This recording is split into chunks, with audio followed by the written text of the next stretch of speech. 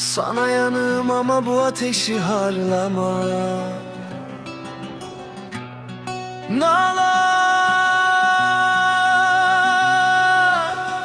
dizinin dibi çok güzel yer ama yaşayamam ben orada. Sen bahçesin, ben kasırga, çiçeklerin kopar burada. Yapma Nalan, ben karşının taksisiyim, ömrünün hayaksisiyim. Olmaz Nalan, bak ben yara gibiyim, gönlünde bir yara gibiyim. Nalan, sal beni gideyim, ömründe bir kara meleğim. Nalan, ben yara gibiyim, gönlündeki yarayı kapat ne olur.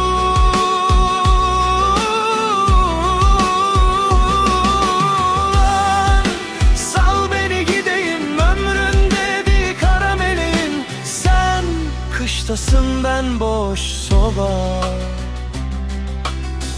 ayakların üşür burada da. Yakma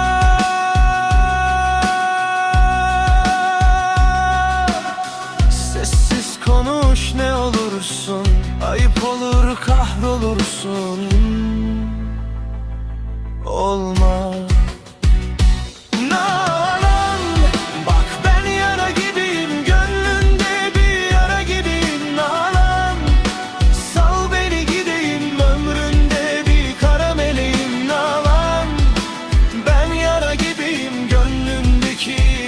kapat ne olur.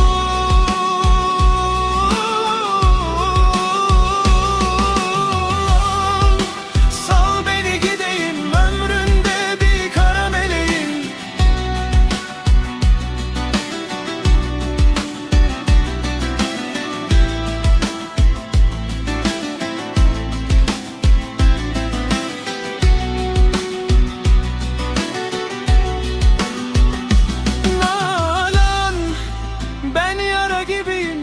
Gönlünde bir yara gibiyim Nalan, sal beni gideyim, ömründe bir kara meleğim. Nalan, ben yara gibiyim, gönlündeki yarayı kapatma olur.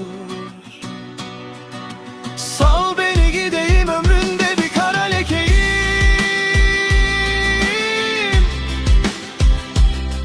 Nalan, yara gibiyim.